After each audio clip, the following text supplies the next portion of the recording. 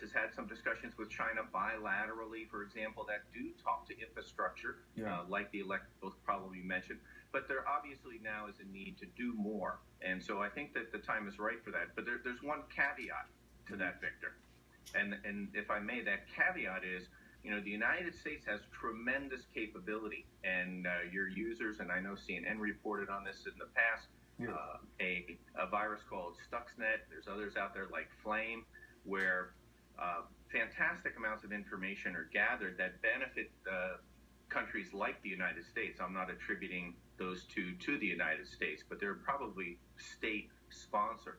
And so when we do a treaty, we want to make sure that we don't negate our capabilities to conduct this type of cyber reconnaissance of potential foes in the future. So you've got to be careful on how you craft that. You don't want to tie the hands of the intelligence community. Very quickly before I let you go, what you mentioned may be what the counterterrorism advisor to the incoming president, Tom Bossert, may go after. Let me put up for you his quote from the announcement of his taking the position that we must work toward a cyber doctrine that reflects the wisdom of free markets, private competition, and the important but limited role of government in establishing and enforcing the rule of law, honoring the rights of personal property, the benefits of free and fair trade, and the fundamental principles of liberty. He's someone who's worked in this field for some time. But Vladimir Putin is already pulling out of agreements with the U.S., namely one on nuclear security. So how confident are you that he would enter another one?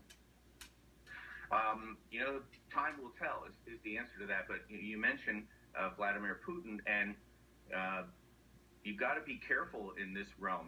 He made great claims in 2011 that his own election was attacked as less than fully legitimate, and he pointed the finger at Hillary Clinton. And Vladimir Putin is not somebody like Muammar Gaddafi that you could destabilize and with impunity, because he has tools. He has tools to strike back. So it'll be interesting to see, but actually the pick for Homeland Security is a great one, and it needs to be a priority so that what we have in place amongst nations is caught up to with what the reality on the ground is out there. All right, former CIA counterterrorism officer Jeff Beatty, thanks so much for being with us. Happy New Year to you.